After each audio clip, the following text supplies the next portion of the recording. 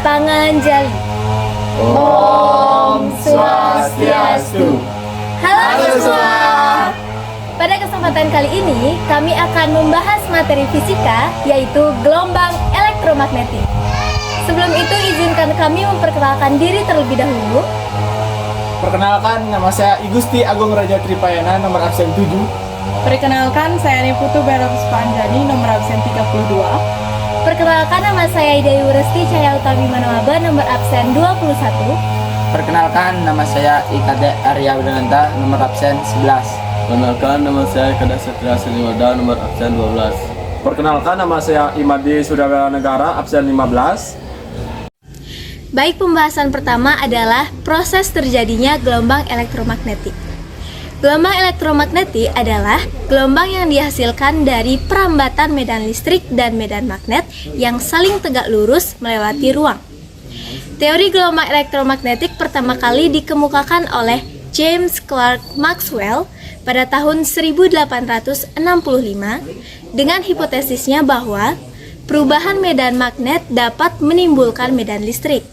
Sebaliknya, perubahan medan listrik dapat menimbulkan perubahan medan magnet. Medan listrik dihasilkan dari sebuah muatan listrik, sedangkan medan magnet dihasilkan oleh perubahan medan listrik, sehingga ketika muatan berosilasi dihasilkan perubahan medan listrik dan medan magnet. Jika proses ini berulang secara terus-menerus, maka medan listrik dan medan magnet yang arahnya tegak lurus akan merambat membentuk gelombang elektromagnetik.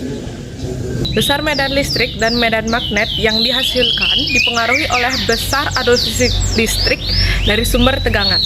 Demikian juga arah dipengaruhi oleh arah arus pada kawat tersebut.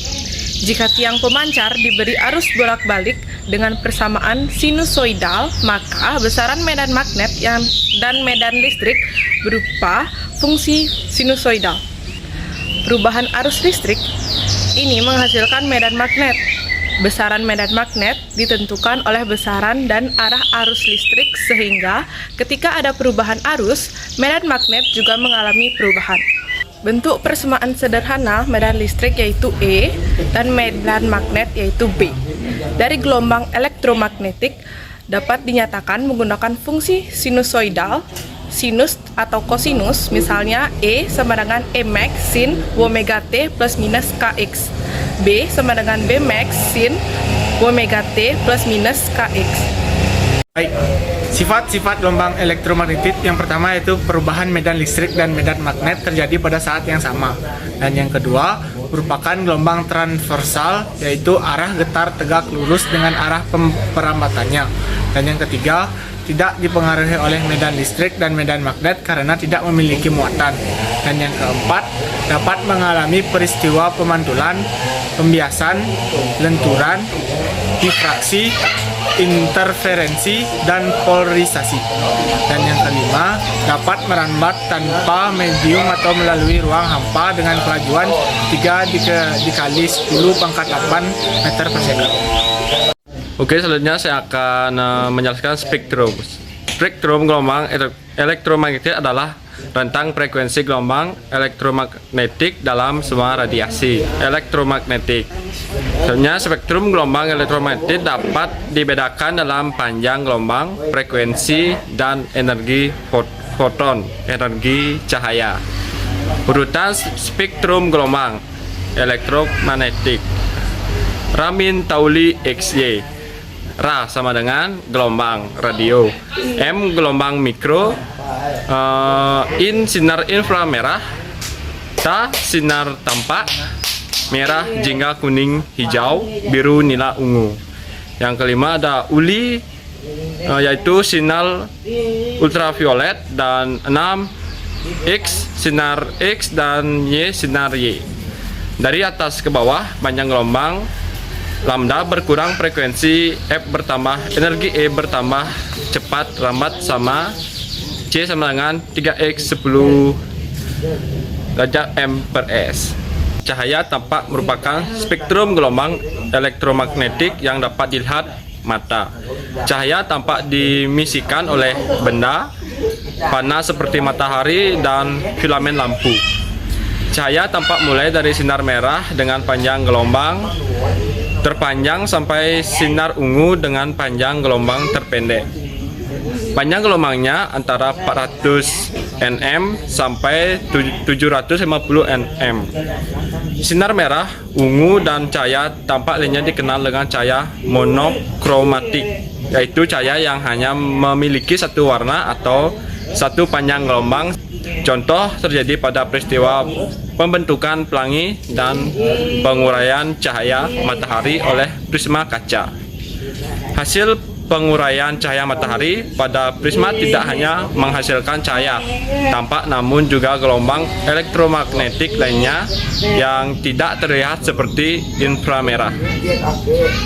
William Herschel pada tahun 1800 melakukan eksperimen untuk menemukan perubahan suhu pada setiap warna yang dihasilkan dari penguraian cahaya matahari melalui prisma kaca.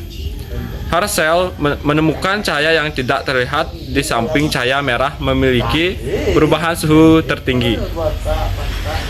Berdasarkan eksperimennya, Herschel menyimpulkan keberadaan sinar inframerah dari hasil penguraian sinar matahari oleh prisma kaca. Selain dipancarkan oleh sinar matahari, sinar inframerah juga dipancarkan oleh benda-benda lainnya yang disebabkan vibrasi dan rotasi molekul di dalam material. Baik, selanjutnya adalah laju gelombang elektromagnetik. Laju gelombang elektromagnetik di ruang hampa, Maxwell menentukannya secara rumus dengan persamaan V sama dengan 1 per akar epsilon 0 mu 0. Dengan epsilon 0 adalah permitivitas listrik di ruang hampa sebesar 8,85 kali 10 pangkat minus 12 C kuadrat NM kuadrat, dan mu 0 adalah permeabilitas magnetik di ruang hampa sebesar 4pi kali 10 pangkat minus 7 Tm per A. Laju gelombang elektromagnetik bergantung jenis mediumnya, sehingga persamaannya menjadi V sama dengan 1 per akar epsilon mu, dengan epsilon adalah permitivitas listrik di medium dan mu adalah permeabilitas magnetik medium. Laju rambat gelombang elektromagnetik dapat dinyatakan dengan persamaan V sama dengan lambda kali F, dengan V adalah laju cahaya meter per second, lalu lambda adalah panjang gelombang yaitu m, dan F adalah frekuensi yaitu hertz. Selanjutnya, pemanfaatan gelombang elektromagnetik dalam kehidupan sehari-hari. Yang pertama, sinar gamma dan sinar X. Sinar gamma dengan tingkat energi yang tinggi mampu mengionisasi sel sehingga dimanfaatkan untuk membunuh sel kanker, sterilisasi alat kedokteran, dan bedah saraf otak. Demikian pula dengan energi sinar X dapat mengionisasi sel sehingga sangat berbahaya jika terpapar berlebihan. Energi sinar X dapat diserap oleh jaringan tubuh karena sinar X kemudian dimanfaatkan dalam pencitraan jaringan tubuh untuk mengetahui beberapa jenis penyakit. Yang kedua, sinar ultraviolet UV. Radiasi UV dari matahari berperan penting dalam kehidupan dan mempengaruhi hampir semua organisasi hidup. Ada keuntungan atau manfaat dari sinar UV, namun terdapat pula efek berbahayanya. Mendapatkan radiasi sinar ultraviolet dari matahari yang berlebihan berbahaya bagi tubuh, namun jika radiasi yang dapat disesuaikan kebutuhan maka akan sangat bermanfaat. UVA bermanfaat dalam pembentukan vitamin D oleh tubuh. Sinar matahari juga menjadi alternatif untuk menyembuhkan salah satu penyakit yang dikenal dengan psoriasis dan exfolitis, yaitu kondisi penyakit ketika sel-sel tubuh membelah lebih cepat dari seharusnya. Saya dapat diaplikasikan dalam bidang kedokteran, kecantikan, dan industri. Salah satu yang paling populer adalah sinar laser. Sinar laser digunakan dalam bidang kecantikan untuk meratakan kulit, menghilangkan tato dan bekas jerawat, serta untuk terapi lasik pada mata minus. Selain itu, sinar laser juga digunakan dalam bidang kedokteran seperti untuk menghancurkan batu, ginjal, empedu atau tumor. 4. Inframerah. Saat ini pemanfaatan sinar inframerah selain digunakan pada remote control juga digunakan pada alat pendeteksi suhu tanpa harus menyentuh orang yang akan diukur suhunya. 5. Gelombang mikro. Yang pertama, telepon seluler. Gelombang mikro banyak dimanfaatkan dalam kehidupan sehari-hari seperti pada microwave dan oven. Frekuensi yang digunakan lebih rendah antara gelombang mikro dan gelombang radio, yaitu pada frekuensi 450 sampai 1800 MHz. Gelombang mikro juga dimanfaatkan untuk alat telekomunikasi modern seperti seluler yang prinsip kerjanya setiap area layanan dibagi menjadi wilayah kecil yang disebut dengan sel. Saat ponsel melakukan panggilan, gelombang elektromagnetik diteruskan dari ponsel panggilan ke base travel station BTS terdekat, kemudian ke MIC yang kemudian diteruskan lagi ke bagian BTS lainnya sampai ke penerima. Yang ke B ada radar, radio direction, dan ranging. Merupakan salah satu aplikasi gelombang mikro yang pada umumnya digunakan untuk mengukur jarak, sudut, dan kecepatan objek. Radar biasanya digunakan untuk mendeteksi pesawat, mengukur kedalaman laut, bahkan digunakan sebagai alat mendeteksi laju mobil yang sedang bergerak. Baik, yang keenam, gelombang radio. Gelombang radio selain digunakan sebagai media komunikasi juga dimanfaatkan dalam teleskop radio. Tahun 1957, Grote Reber menemukan bahwa matahari memancarkan gelombang radio seperti bintang yang lainnya. Spektrum ini tidak dapat dilihat dengan teleskop optik. Reber membuat teleskop radio pertama yang digunakan untuk mengamati spektrum ini. Teleskop radio juga difungsikan sebagai teleskop radar untuk mengamati benda-benda langit yang jaraknya dekat dengan bumi seperti bulan, Mars, Merkurius, dan Venus. Sinyal radio dikirim ke permukaan benda langit tersebut, kemudian dipantulkan kembali. Berdasarkan sinyal pantulan ini digunakan untuk memetakan permukaan benda langit tersebut. Teleskop Hubble dapat mengamati radiasi gelombang elektromagnetik pada panjang gelombang ultraviolet. Teleskop ini juga dapat menganalisis spektrum cahaya untuk mendapatkan informasi suhu, komposisi, dan jarak dari sebuah bintang dan galaksi. Baik, dari semua pembahasan tersebut dapat disimpulkan bahwa gelombang elektromagnetik adalah gelombang yang dihasilkan dari perambatan medan listrik dan medan magnet yang saling tegak lurus melewati ruang. Spektrum gelombang elektromagnetik adalah tentang frekuensi gelombang elektromagnetik dalam sebuah radiasi elektromagnetik. Lalu adapun sifat-sifat gelombang elektromagnetik.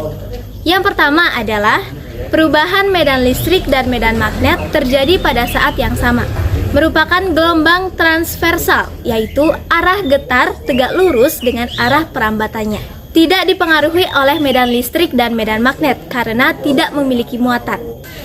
Laju gelombang elektromagnetik di ruang hampa, Maxwell menentukannya secara teori dengan persamaan V sama dengan 1/(Epsilon 0 mu 0). Laju gelombang elektromagnetik dapat dinyatakan dengan persamaan V sama dengan lambda kali F.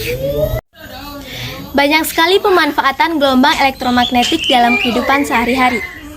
Sinar gamma dengan energi tinggi digunakan untuk membunuh sel kanker, sterilisasi alat medis, dan operasi bedah saraf otak. Sinar X juga memiliki kemampuan mengionisasi sel, sehingga bermanfaat dalam pencitraan jaringan tubuh untuk diagnosis penyakit. Dan masih banyak lagi pemanfaatan-pemanfaatan gelombang elektromagnetik lainnya. Baik, itulah tadi pembahasan kami terkait materi gelombang elektromagnetik. Dan semoga pembahasan kami bermanfaat untuk kalian semua. Sekian dari kami tutup dengan Parama Santi. Om Santi Santi Santi Om. Dadah. Dadah.